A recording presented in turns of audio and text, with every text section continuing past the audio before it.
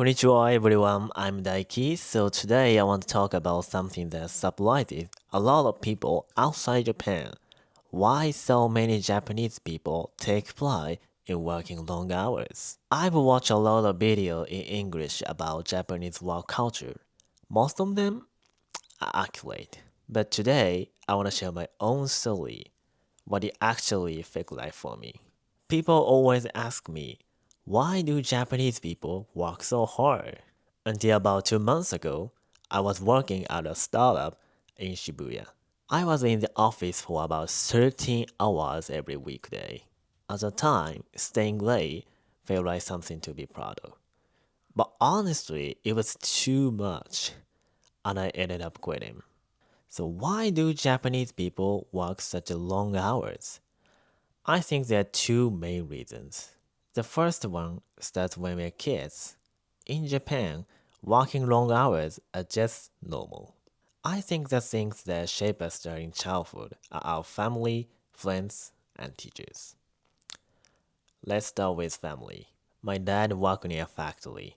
He'd leave from at 7 in the morning and come back at 8 at night. My mom had almost the same schedule. She'd come home around 6, then cook dinner for us. Seeing that every day, of course I grew up thinking, working long hours is just what adults do. And friends. Obviously, as kids, our friends weren't working yet, but their parents were. I had one friend I played with almost every day. Smash Bros. And Mario Kart and Wii Sports until late at night. But I never once saw his dad. He was always at work. Same story with so many other parents. And teachers. If you've seen a day in the life of a Japanese teacher on YouTube, you know what I'm talking about. They're teaching, prepping lessons, and grading papers and running after school clubs. Even after our activity finished at 7 p.m., the lights in the staff room were still on. There are many videos that show just how harsh the working conditions are for teachers in Japan. For example, this man developed an adjustment disorder while working as a teacher because he was forced to put in more than 150 hours of overtime a month. If you break that down, assuming 20 work days in a month, that's 7.5 hours of overtime per day. Add some to the regular 8-hour workday, and he was working 50.5 hours every single day. That's an insane number. He reported this to the principal, but nothing changed. So he ended up suing Osaka Prefecture, demanding compensation for the damages. At a press conference, he spoke to the reporters like this. まさに今長時間労働で悩んでいる苦しんでいる若い人たちにもう倒れてほしくないです。 We grew up surrounded by adults who worked crazy hours. So by the time we became adults ourselves, long hours just felt normal. The second reason is that in Japan, working long hours are still like a loyalty test to your company. The longer you are in the office, the more dedicated you look.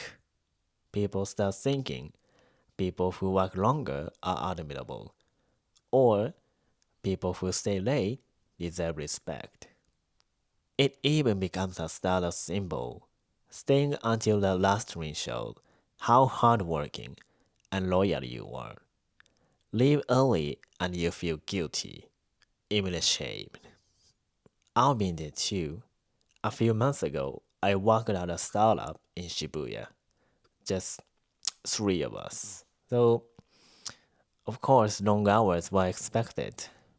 My schedule was 11 a.m. to midnight, 5 days a week. At first, I left around 9 p.m. I'm thinking, this is already enough. But then the CEO started asking, why are you leaving so early? Under the pressure, I started staying until the last train too. And 6 months later, I quit. And you know what's funny? Japanese social media shows this reality too. In 2024, when cat memes were blowing up worldwide, in Japan, the trend was to mix cat memes with their painful work life. There are videos like daily life at a certain insurance company when I was on the verge of depression. My life as an office worker, busy season cat meme. About 100 hours of overtime per month. IT engineer. These got millions of views, but honestly, without the cats, they'd be just be depressing. On the surface, it's funny, but dig deeper, and it shows how normal it is for young workers to feel exhausted and trapped. Another big thing in Japan right now? Taishoku Daiko, resignation proxy services. If you heard of this, you probably know Japan pretty well. Basically, for about 22,000 yen, like a $150, you pay a company to quit for you. They call your boss, tell them you're done, and send all the paperwork to your house. Sounds weird, right? Like, why don't you just quit yourself? But in Japan, some companies try to block resignations.